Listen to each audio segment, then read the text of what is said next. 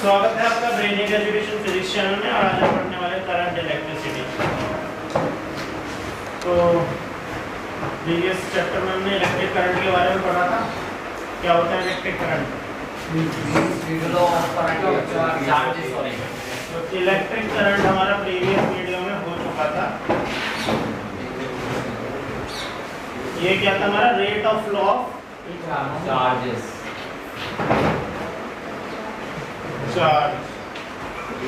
Rate of flow of charge. अब जरा ध्यान से देखो। सपोज करो ये कंडक्टर है। क्या है? कंडक्टर। तो इसके अंदर चार्ज फ्लो होगा। यानी हम कह सकते हैं कि जो करंट है या चार्ज का जो फ्लो है वो हर एक मटेरियल में नहीं होता है। इसमें होता है, जिसमें नेगेटिव चार्ज है नहीं, जिसमें चार्ज के लिए, जिसमें चार्ज के इसमें प्रीवियस सेशन में हमने ये भी सीखा, नेगेटिव किसी में ज़्यादा नहीं होते हैं। कोई भी मटेरियल है उसमें पॉजिटिव नेगेटिव कैसे रहते हैं? इक्वल रहते हैं। ठीक है। उसके बावजूद भी हमारे पास कुछ मटेरियल है जो करंट को फ्लो करते हैं, कुछ मटेरियल है जो करंट को फ्लो नहीं करते। जैसे अगर हमें कुछ करना होता है वायर को, तो हम रबड़ वगैरह के दस्ताने पहनेंगे तब उसको छुएंगे, या लकड़ी से छुएंगे। अगर हम बेयर हैंड से किसी करंट कैरिंग वायर को पकड़ लें तो क्या लगेगा? डंडा लगेगा। समझ में आया? तो इससे हमें ये पता चला कि जो रबर है, जो वुड है, ये सब क्या है? ये इंसुलेटर्स हैं। क्या है? इंसुलेटर। तो जो चार्ज है, अगर ये कंडक्टर है, क्या है? तो कंडक्टर वही मटेरियल होगा जो चार्ज को क्या करे? फ्लो करे, जिसमें चार्ज फ्लो हो सके, या हम कहें कि जिसमें करंट चल सके सीधा सीधा। और अगर ऐसा कोई मटेरियल है जो करंट को कैरी नहीं करता आगे, उसे हम क्या बोलते हैं? इंसुलेटर। क्या बोलते हैं? इंसुलेटर। तो देखो ये मटेरियल है which can conduct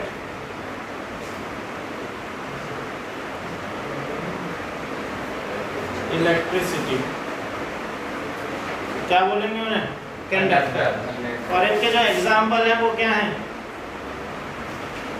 क्या एग्जाम्पल है? Every type of metal, every kind of metal. सही है। वैसे इसके कुछ एक्सेप्शनल केस भी हैं जो मैंने बताया था। क्या था?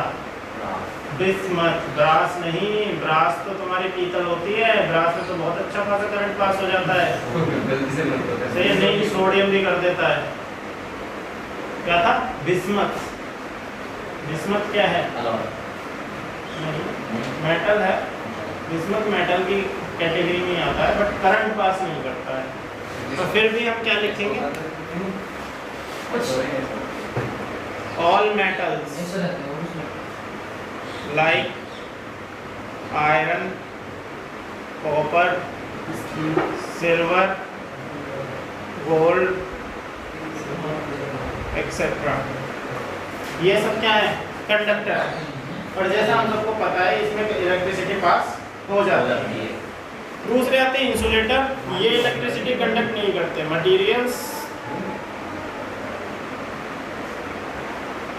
which do not conduct electricity। तो जैसे वुड है, प्लास्टिक है, रबर है, एक्सेट्रा। ध्यान से देखो, कुछ मटेरियल इलेक्ट्रिसिटी कंडक्ट कर रहे हैं जबकि कुछ कंडक्ट नहीं कर रहे। तो उसका रीजन क्या है? उसका रीजन है चार्ज कैरियर। समझ में आया? क्या है? Charge carrier. और यहाँ चार्ज कैरियर कौन होते हैं? Free electrons. और हम अभी बात कर रहे हैं सॉलिड की। मटेरियल जो है वो किस फॉर्म में है? सॉलिड फॉर्म में है। तो सॉलिड में हमारे पास तीन कैटेगरी होती है। कंडक्टर आपने देख लिया, इंसुलेटर आपने देख लिया, एक और होता है सेमीकंडक्टर। उसकी बात हम बाद में करेंगे। तो सबसे पहले बात करते हैं चार्ज कैरियर क्या है। तो चार्ज कैरियर वो मीडियम है या वो पार्टिकल है जो इसको आगे लेके जा रहा है, किसको? चार्ज को। और यहाँ पे वो क्या है? मेटल्स के केस में फ्री इलेक्ट्रॉन्स। जब सॉलिड में ही हम बात करें तो क्या है? Free electrons. जो भी मटेरियल, अब देखो फ्री इलेक्ट्रॉन क्या है? कुछ बच्चे सोचते हैं फ्री इलेक्ट्रॉन का मतलब है कि यहाँ नेगेटिव चार्ज ज़्यादा हो। ऐसा नहीं है। फ्री इलेक्ट्रॉन का मतलब है कि जब कोई मटेरियल फॉर्म होता है तो कुछ इलेक्ट्रॉन तो प्रोटॉन और इसके अपने न्यूक्लियस के साथ इतने ज़्यादा बाउंड होते हैं कि उसको ज़्यादा एनर्जी चाहिए, या वो इतनी एनर्जी चाहिए कि हम उन्हें मतलब अगर उन्हें आगे लेके जाना है तो इतना अमाउंट ऑफ एनर्जी लगेगी कि हम उतना दे नहीं पा रहे हैं उनको, तो वो आगे जाएंगे नहीं। उस दिन बताया था ना पोटेंशियल एनर्जी के बारे में कि इलेक्ट्रॉन अपने न्यूक्लियस के साथ बाउंड होता है क्योंकि उसके पास नेगेटिव पोटेंशियल एनर्जी होती है। तो अगर उसे हमें आगे लेके जाना है तो उसकी जो पोटेंशियल एनर्जी उसको हमें क्या करना पड़ेगा, पॉजिटिव करना पड़ेगा। ठीक है, एक तो ये है। दूसरे इतने लूज बाउंड होते हैं, ये कह लो कि उनको अगर हल्की भी हमने डायरेक्शन दे दी, कोई भी एक सर्टेन डायरेक्शन दे दी तो उस डायरेक्शन में चल देते हैं। ये है फ्री इलेक्ट्रॉन, इन्हें मूवेबल इलेक्ट्रॉन भी बोल देते हैं, मोबाइल इलेक्ट्रॉन। सही है, इसमें क्या है कि हमने एक डायरेक्शन उनको दी, पर्टिकुलर डायरेक्शन, और इलेक्ट्रॉन उस डायरेक्शन में चलना शुरू कर देगा। समझ में आया? तो ऐसे मटेरियल जो फ्री इलेक्ट्रॉन रखते हैं वो तो इलेक्ट्रिसिटी कंडक्ट कर देंगे, और जो मटेरियल फ्री इलेक्ट्रॉन नहीं रखते वो इलेक्ट्रिसिटी कंडक्ट नहीं करेगा क्योंकि उनके पास चार्ज कैरियर ही नहीं है। ठीक है, तो जितने भी हमारे मेटल्स हैं, ठीक है, एक एक्सेप्शन मैंने बताया बिस्मथ का, उसके अलावा जितने भी मेटल हैं सब फ्री इलेक्ट्रॉन रखते हैं। इसमें अगर हम एक पोटेंशियल डिफरेंस क्रिएट करें तो इसमें करंट पास होने लगेगा, जबकि ये जो इंसुलेटर हैं, ठीक है, इनमें फ्री इलेक्ट्रॉन नहीं होते हैं। तो इसमें अगर आप करंट पोटेंशियल डिफरेंस क्रिएट करें तो ये पास करंट नहीं करते। सही है, एक्चुअली एक पॉइंट पर आकर इंसुलेटर भी कंडक्टर बन सकता है, पर इनके लिए बहुत हाई पोटेंशियल क्रिएट करना पड़ेगा, तब भी हो सकता है काम ना बने हमारा। ठीक है, तो ये तो हो गए हमारे सॉलिड। सॉलिड में चार्ज कैरियर कौन होते हैं? Free electrons. ठीक है, फिर आ जाता है हमारा लिक्विड। लिक्विड में भी तो करंट पास हो जाता है। अब लिक्विड में करंट पास हम कहाँ कर रहे हैं? जैसे बैटरी का यूज़ कर रहे हैं, बैटरी में इलेक्ट्रोलाइट डालते हैं हम, पानी डालते हो, वो लिक्विड है वहाँ। तो लिक्विड के केस में फ्री इलेक्ट्रॉन नहीं है चार्ज कैरियर, क्या है? आयंस। कौन कौन से हैं? एनायन और कैटायन। इसके बाद आती है फिर गैस। तो गैसेस जो हैं, गैस इंसुलेटर है वैसे तो, इनिशियल फॉर्म में कोई भी करंट पास नहीं करती है गैस। लेकिन यहाँ पे भी देखो, अगर हम बहुत ज़्यादा पोटेंशियल डिफरेंस क्रिएट करते हैं और प्रेशर कैसा हो जाए? बहुत low pressure and high potential difference पर जो गैस हैं वो आयोनाइज हो जाती है, फिर वो भी करंट पास करती है। तो आसमान से जो बिजली गिरती है, ये इसका एक एग्जाम्पल है। आसमान से बिजली गिरती है नीचे, तो चार्ज ही ट्रांसफर होता है थ्रू द एयर। अब देखो, एयर इंसुलेटर है, ऐसा तो नहीं है कि बाहर से एक करंट कैरिंग वायर जा रहा है और आप यहाँ बैठे और एयर में ही हवा जो है करंट पास हो गया और आपको करंट लगा, ऐसा होगा? नहीं होगा, क्योंकि एयर क्या है? इंसुलेटर है। लेकिन फिर भी आपने बरसात के मौसम में जब बिजली गिरते हुए देखा होगा तो वो जो चार्ज पास होता है वो थ्रू द एयर होता है। और वो होता क्यों है? क्योंकि ऐसे में दो लेयर के बीच में पोटेंशियल बहुत हाई हो जाता है और उनके बीच का जो प्रेशर है वो कैसा हो जाता है? बहुत ही लो। तो इन दोनों के बीच में, अब ये लेयर में कौन सी लेयर की बात कर रहा हूँ? दो क्लाउड्स की लेयर की। समझ में आया? इसका रीज़न क्या है? चलो इसके बारे में बात कर लेते हैं। उस दिन हमने चार्ज की बात करी थी कि एक बॉडी पर चार्ज कैसे आता है। अगर हम एनर्जी दें, रब करें, तो उसकी वजह से इलेक्ट्रॉन ट्रांसफर हो जाते हैं। ठीक है, सबसे पहले क्लाउड फॉर्मेशन होती है हमारी। क्लाउड फॉर्मेशन कैसे होती है? धूल, मिट्टी, ठीक है, फॉग, ये सारी चीज़ें जाके ऊपर इकट्ठा हो जाती है और वहाँ जाके एक क्या डेंस मटीरियल जो है क्रिएट हो जाता है इनका, जो क्लाउड की फॉर्म में हमें दिखता है। ठीक है, जिसमें आपका यहाँ से जो वेपर वाटर होता है, वाटर की वेपर उठती है ना सन से, हीट की वजह से वाटर वेपर उठती है, वो भी ऊपर जाके कंडेंस होकर कैसी हो जाती है? वापस से वाटर की फॉर्म में आ जाती है।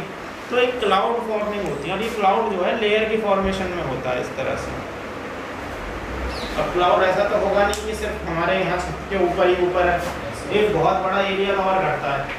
और जब हवा चलती है तो ये दो लेयर क्लाउड की आपस में एक दूसरे से रब करते हुए चलती हैं, तो एक तो हो जाती है पॉजिटिव चार्ज, एक तो कैसे हो जाएगी? पॉजिटिव, और एक हो जाएगी नेगेटिव चार्ज। तो इनके बीच में जो पोटेंशियल डिफरेंस बनेगा, ये एरिया देख रहे हो, क्लाउड का एरिया कितना होता है, बहुत ज़्यादा। तो जितना ज़्यादा एरिया उतना ज़्यादा वो चार्ज भी कंडक्ट करेगा अपने अंदर, समझ में आया। तो इतने बड़े एरिया की वजह से जो यहाँ पर पोटेंशियल डिफरेंस बन रहा है इन दोनों के बीच में, वो कैसा होगा, बहुत लार्ज होगा। ठीक, हमने उस दिन ये बताया था कि अगर ऐसी बॉडी को आप टच कर लो तो चार्ज कैसा हो जाता है, न्यूट्रल हो जाता है। लेकिन अगर आप दो बॉडी हैं, देखो ये स्पार्क आपको रियल में भी देखने के लिए मिल सकता है, जब दो बॉडी, एक को बहुत ज़्यादा पॉजिटिव चार्ज कर दिया और एक को बहुत ज़्यादा नेगेटिव चार्ज कर दिया, अब इन दोनों में बहुत डिफरेंस है। तो अगर हम इनको करीब करें तो इसको टच करने की भी ज़रूरत नहीं है, दूर से दूर ही आपको एक स्पार्क दिखाई देगा बीच में, और ये कैसे हो जाएंगी, न्यूट्रल, यानी चार्ज दूर से ही ट्रांसफर हो गया, बीच वाले मीडियम को इसने क्या कर दिया, कंडक्टिंग मीडियम में बदल दिया। सेम इफेक्ट यहाँ हो रहा है, दोनों के बीच में कैसा गैप है, बहुत ज़्यादा, सही है। बीच का प्रेशर कैसा है, बहुत कम, क्योंकि हवा ज़्यादा तेज रहती है, तो बीच में प्रेशर कैसा हो गया, कम। तो चार्ज जो ट्रांसफ़र होगा वो किसकी फॉर्मेशन में होता है, लाइटिंग की फॉर्मेशन में होता है, जो बिजली कड़कते हुए आप देखते हो, जिसे हम बोलते हैं थंडरस्टॉर्म। और क्योंकि ये अर्थ पर गिरती है, तो अर्थ पे गिरने का भी रीज़न क्या है, ये न्यूट्रल होना चाह रही है। और अर्थ के केस में पता है, अर्थ को कितना भी चार्ज दे दो, कितना भी ले लो, अर्थ कैसी रहती है, न्यूट्रल। तो ये सारा चार्ज कहाँ आना चाहता है, अर्थ पे आना चाहता है, समझ में। तो ये आपने सुना होगा कि अगर आपके आसपास कोई टावर वगैरह है या लोहे का खंभा है तो बिजली उस पर गिरना प्रेफर करती है। उसका रीज़न क्या है कि चार्ज सबसे छोटा रास्ता ढूंढता है जहाँ लेस रेजिस्टेंस उसको मिले, क्योंकि एयर एक इंसुलेटर है, उसमें से चार्ज पास तो हो रहा है पर फिर भी उसे रेजिस्टेंस का सामना ज़्यादा करना पड़ रहा है। अगर उसको कोई बीच में ऐसा खंभा लोहे का या ऐसा कोई मटेरियल मीडियम मिल जाता है जिसमें वो इजीली ट्रांसफ़र हो जाता है तो उसकी तरफ अट्रैक्ट हो जाता है। इसीलिए बड़ी बड़ी बिल्डिंगों को बचाने के लिए एक कॉपर की रॉड डाल देते हैं ऊपर से लेकर सीधी नीचे ग्राउंड तक। तो अगर कभी उन पर बिजली गिरती है तो वो उस कॉपर की रॉड में पास हो जाएगी और बिल्डिंग को कोई भी नुकसान नहीं होता है। ये उसके पीछे का रीज़न है, ठीक है। इसी कारण कटते रहते हैं बिजली। हाँ, यही रीज़न है बिजली के कड़कने का, ठीक है। तो अब हमने ये चीज़ सीखी कि हाई पोटेंशियल और लो प्रेशर पे कोई मीडियम, डाइइलेक्ट्रिक मीडियम में क्या बन सकता है, कंडक्टर बन सकता है, ठीक है। पर कुछ कंडक्टिंग मीडियम ऐसे होते हैं, डाइइलेक्ट्रिक मीडियम ऐसे होते हैं कि बहुत ज़्यादा पोटेंशियल डिफरेंस इतने दूर में वो डैमेज हो जाएंगे, तब भी वो नहीं बन पाते, ठीक है। तो आगे आ जाते हैं, कंडक्टर हो गया हमारा, इंसुलेटर हो गया। तो कंडक्टर लाइट को क्यों पास करा, क्योंकि उसके पास क्या है, फ्री इलेक्ट्रॉन्स है। अभी हम सॉलिड की बात कर रहे हैं और हम सॉलिड के बारे में ही पढ़ेंगे, क्लियर है। तो मुझे एक बात बताओ आप लोग कि सपोज करो आपके पास एक रॉड है ये लोहे की और इसके पास फ्री इलेक्ट्रॉन भी है, ये रहे इसके फ्री इलेक्ट्रॉन, और ये रैंडम डायरेक्शन में मूव कर रहे हैं, अभी वाइब्रेट करते रहते हैं ना इलेक्ट्रॉन, तो रैंडमली मूव कर। तो अगर ये रॉड आप लें, उठाएं हाथ में, तो आपको क्या करंट लगेगा, क्यों, इसके पास फ्री इलेक्ट्रॉन तो है, करंट क्यों नहीं लग रहा भाई,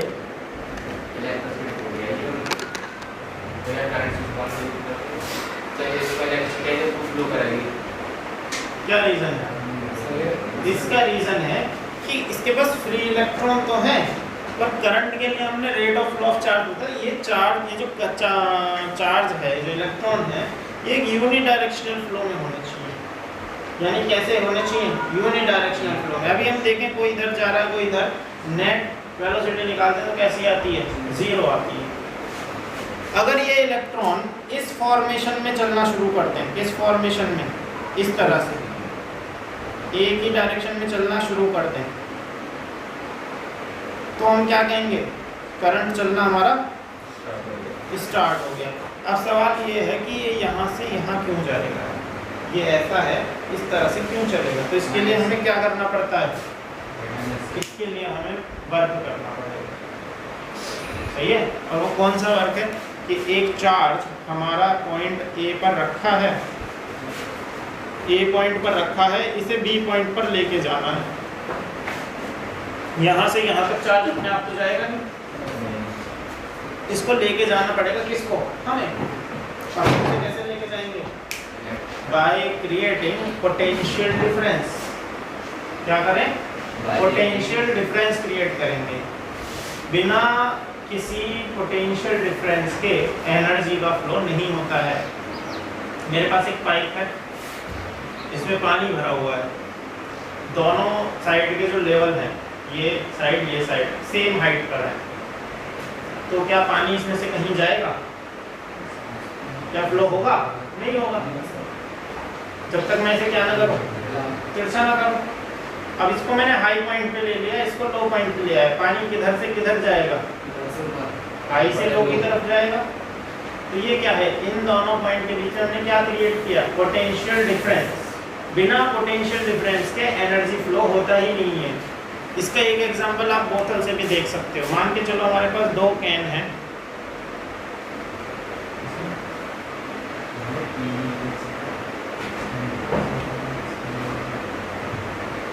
और इसमें पानी भरा हुआ है, सही है? ये ए है, ये बी है, ये एम्प्टी है, और इसमें पानी भरा हुआ है, तो पानी किधर से किधर फ्लो करेगा? ए से बी में। किधर जाएगा? और कब तक जाएगा? मान के चलो ये बराबर हो गया, क्या अब भी फ्लो करेगा? नहीं। क्यों? दोनों साइड का पोटेंशियल कैसा हो गया? इक्वल।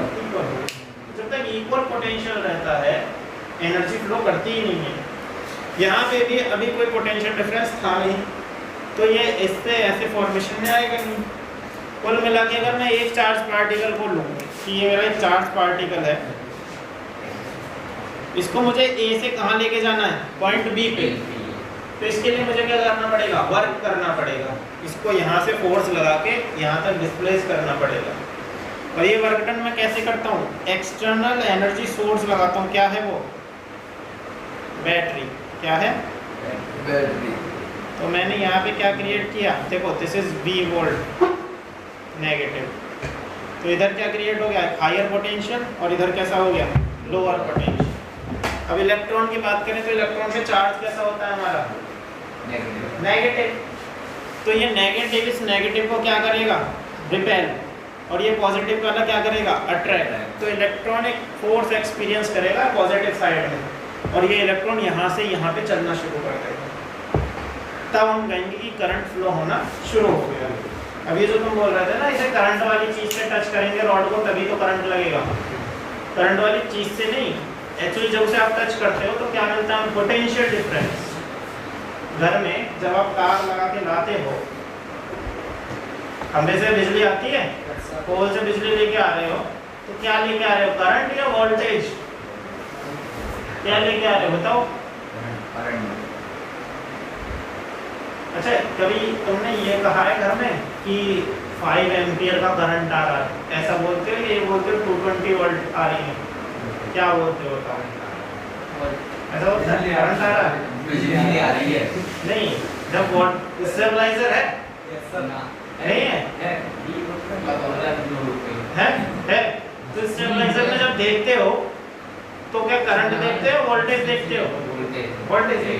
क्या देखते हैं हम? करंट तो डिपेंड करेगा ना तुम क्या चला रहे हो।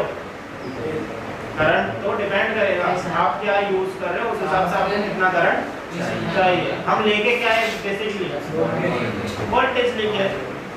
सही है? जब हमारे ट्रांसफार्मर रखे जाते हैं तो करंट के हिसाब से थोड़ी ना रखे जाते हैं। पता तो नहीं आज 33,000 वोल्ट आ रही है, ऐसे कि 11,000 वोल्ट आ रहे हैं। सही है? इसको डाउन करके हमें 220 पे लाना है, 240 पे लाना है, ऐसा करते हैं ना। तो हम क्या लेके आए? पोटेंशियल। तो ये जब आपने किसी वायर से कनेक्ट किया इसको, तो क्या क्रिएट हो गया? पोटेंशियल डिफरेंस, और यहाँ से करंट फ्लो करना शुरू कर जाएगा। बिना पोटेंशियल डिफरेंस के करंट फ्लो नहीं होता है। क्लियर है? तो ये बैटरी क्या है? What is a battery? कैसे डिफाइन करोगे बैटरी को? Battery is an external energy source that is used to create a potential difference across the terminal. तो यही तो है, बैटरी क्या काम करती है? पोटेंशियल डिफरेंस क्रिएट करती है, तभी तो करंट पास होगा। क्लियर है? ओके, तो अब हम पढ़ते हैं पोटेंशियल और पोटेंशियल डिफरेंस के बारे में। कुछ तो आइडिया लगी गया होगा पोटेंशियल डिफरेंस के बारे में। एक चार्ज को एक पॉइंट से दूसरे पॉइंट तक ले जाने में हमें क्या करना पड़ रहा है? वर्क करना पड़ रहा है। जितना वर्क हमें यहाँ से यहाँ तक करना पड़ रहा है, इसी को हम इन दो पॉइंट के बीच का क्या बोलते हैं? Potential difference. सही है?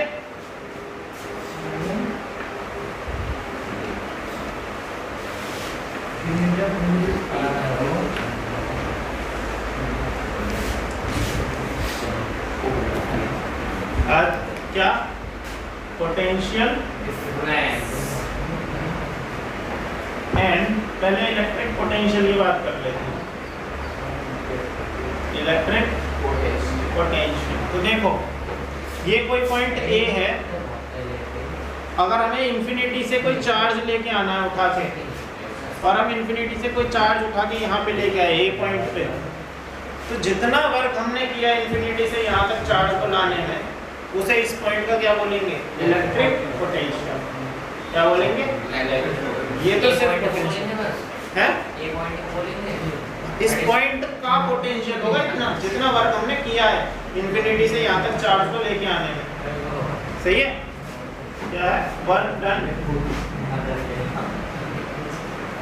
To break a charge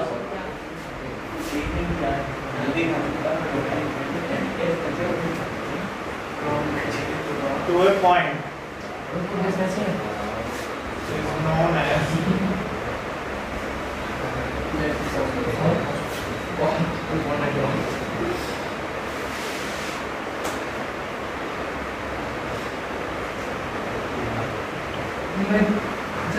clear?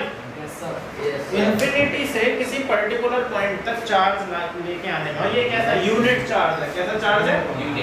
Unit charge है। इसके आगे हम क्या कहते हैं? Unit charge to infinity to a point. जितना वर्क हमने किया है उसे उस पॉइंट का क्या बोलेंगे? पोटेंशियल। क्लियर है?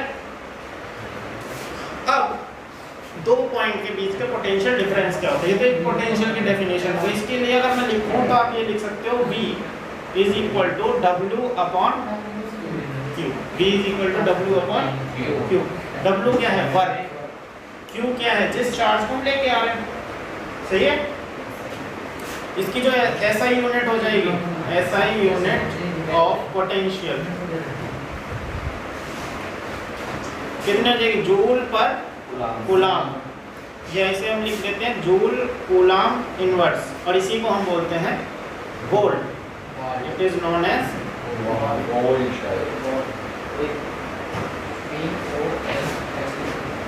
ठीक है? अगर 1 वोल्ट की डेफिनेशन आपसे पूछी जाए, क्या है 1 वोल्ट, तो क्या होगा? देखो, अगर W कितना हो जाए? 1 जूल, और 1 कूलाम का चार्ज हम लेके आ रहे हैं, तो पोटेंशियल डिफरेंस में हमारा कितना हो जाएगा? 1 वोल्ट। तो क्या लिखेंगे? If 1 joule of work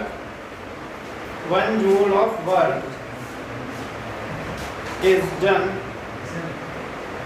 to bring 1 coulomb of charge, then the potential difference, when the potential is known as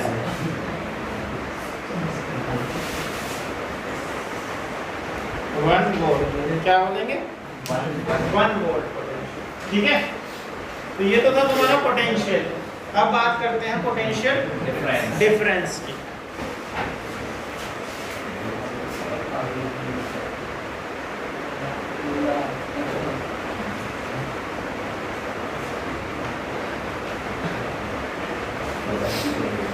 देखो पोटेंशियल डिफरेंस क्या है, ठीक है? पोटेंशियल डिफरेंस क्या होता है? वही ए पॉइंट से बी पॉइंट तक चार्ज को लेके जाने में जितना वर्क करना पड़ रहा है वो इन दोनों पॉइंट के बीच का क्या है, पोटेंशियल डिफरेंस। तो amount of work done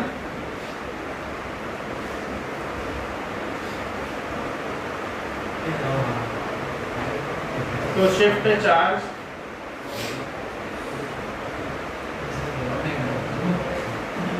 between 2 points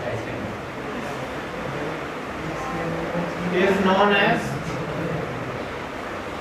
potential difference. Potential difference, सही है। तो अगर हम यहाँ निकालें तो VA माइनस VB कितना होगा, तो देखो A से B तक हम लेके गए चार्ज को, तो हमने यहाँ तक सपोज करो इंफिनिटी से लेकर आए होंगे पे, तो यहाँ कुछ वर्क किया होगा और इंफिनिटी से लाए हों बी पर, तो यहाँ के लिए कुछ वर्क करना पड़ेगा। तो यहाँ से यहाँ तक लाने में कितना वर्क करना पड़ा, हमने कहा ये जो इंफिनिटी से बी तक लाए हैं उसमें से ए वाले को घटा दो, सही है भाई। सपोज करो दिस पॉइंट इज इंफिनिटी और यहाँ से हम ये लाए बी पॉइंट पे, हमने कितना वर्क किया, हमने कहा डब्ल्यू बी।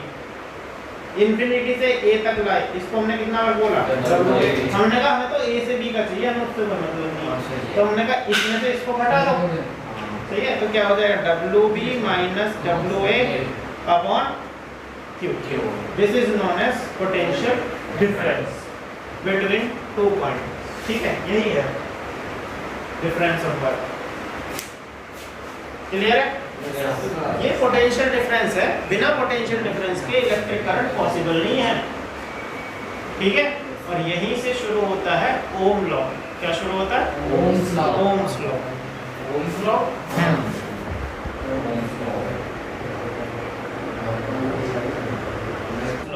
क्या पढ़ने वाले हैं?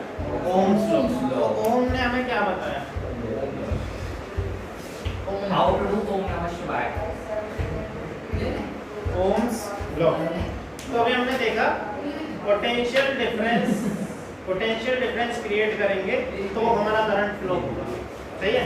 तो पोटेंशियल डिफरेंस क्या था, किसी भी तरह की एनर्जी में गैप 2 पॉइंट के बीच में, किसी भी तरह का हाइट में गैप, किसी भी तरह का प्रेशर या वेलोसिटी, इन सब में गैप देगा 2 पॉइंट के बीच में सब चीज़ें हो सकती हैं। यानी एनर्जी लेवल अगर 2 पॉइंट का सेम नहीं है तब हम कहेंगे कि पोटेंशियल डिफरेंस अलग अलग है। ये सिर्फ हाइट पर डिपेंड नहीं है, हमें बताते कि अभी मैं पाइप की बात करें तो हाइट की बात कर रहे हैं, ऐसा नहीं है। अलग अलग पॉइंट के लिए पोटेंशियल डिफरेंस का मतलब अलग अलग हो सकता है। कुल मिला के एक सीधे शब्दों में ये बोल सकते हो कि 2 पॉइंट के बीच में अगर किसी भी तरह का एनर्जी लेवल का गैप आ रहा है तो वहाँ पोटेंशियल डिफरेंस है। अगर सब कुछ सेम है तो पोटेंशियल डिफरेंस नहीं है। तो अभी हमने ये देखा, अभी मैं सिर्फ एक एग्जाम्पल की तरह से बता रहा हूँ आपको कि अभी वाटर करंट यानी कि वाटर का फ्लो कुछ भी नहीं था, 0 था, क्योंकि पोटेंशियल डिफरेंस भी कैसा है, 0। अब हमने इसको यहीं रखते हुए इसको 2 पॉइंट नीचे लेके गए, तो पोटेंशियल डिफरेंस कितना हो गया, 2, 2 माइनस 0 दैट इज 2। तो पानी का फ्लो होने लगा यानी करंट फ्लो करने लगा। अच्छा, अगर हमने इसको और नीचे ले गए, अब इसे हमने कहा 4 पॉइंट नीचे ले गए, तो पोटेंशियल डिफरेंस कितना हो गया, 4। तो क्या पानी का फ्लो बढ़ेगा या घटेगा, बढ़ेगा। अगर और पोटेंशियल डिफरेंस बढ़ा दिया हमने तो और बढ़ेगा। तो यही बात ओम ने भी बताई कि टर्मिनल के बीच में अगर पोटेंशियल डिफरेंस बढ़ता है तो करंट का फ्लो भी बढ़ेगा, बस यही ओम्स लॉ है। तो क्या बोला उसने, the amount of flow of current या the rate of flow of current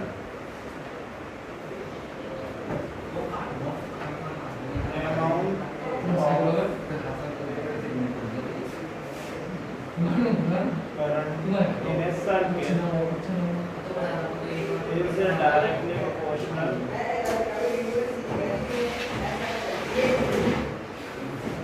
to the potential difference across the terminal.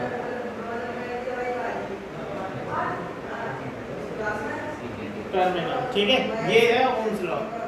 क्या V is directly proportional to I, और फिर इसको इक्वल करने के लिए हम यहाँ लिखते हैं R जो है प्रोपोर्शनलिटी कांस्टेंट है जिसे बोलते हैं resistance, where R is the resistance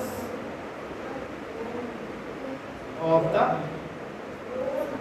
conductor, resistance जिस कंडक्टर में करंट चल रहा है उस कंडक्टर का रेजिस्टेंस है। हाँ क्या करंट डायरेक्टली प्रोपोर्शनल है और potential difference current flow in the circuit is directly proportional to the potential difference, वो सही है, सही है। पर इसको हाँ लिखते भी is directly proportional to I है, I is directly proportional to B नहीं लिखा तो ये जाता है। बनेगा CKT CKT that is circuit short form, सही है। यहाँ से अगर हम R निकालें तो R इज इक्वल टू हमारा क्या हो जाएगा V अपॉन I, और अगर इसका हम ग्राफ खींचें VI graph, this is V यहाँ पर V जो वोल्टेज ही है पोटेंशियल, हाँ V वोल्टेज रहेगा। सही है। तो ये इस ग्राफ का जो स्लोप है ये थीटा एंगल, ये किसको रिप्रेजेंट करेगा? रेजिस्टेंस रेजिस्टेंस, सही है। VI का ग्राफ है तो इसका अगर ये ग्राफ का एंगल हम निकालें, स्लोप का एंगल जो हम निकालें, तो ये थीटा एंगल किसको बताएगा? रेजिस्टेंस, सही है। तो सपोज करो हमारे पास तीन मटेरियल है A, B और C, इनके लिए थीटा एंगल कुछ इस तरह से है, θ1, θ2 और θ3। तो बताओ इसमें रेजिस्टेंस किसका ज़्यादा होगा? थीटा C यानी C मटेरियल, जिसके लिए थीटा ज़्यादा होगा उसके लिए रेजिस्टेंस भी ज़्यादा तो होगा। तो ये लिख सकते हैं RC is greater than RD is greater than R, सही है। इसकी जो यूनिट होती है ऑफ रेजिस्टेंस इज ओम, क्या है? ओम, ठीक है। रेजिस्टेंस की हाँ, रेजिस्टेंस की जो यूनिट होती है ओम होती है, इसको लिख लो OHM।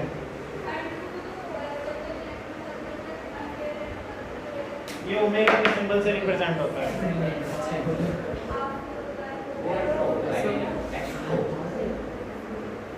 ठीक है। अगर आपको ये वीडियो पसंद आई तो प्लीज़ इस वीडियो को लाइक करें, शेयर करें और इस चैनल को सब्सक्राइब करें। Thank you.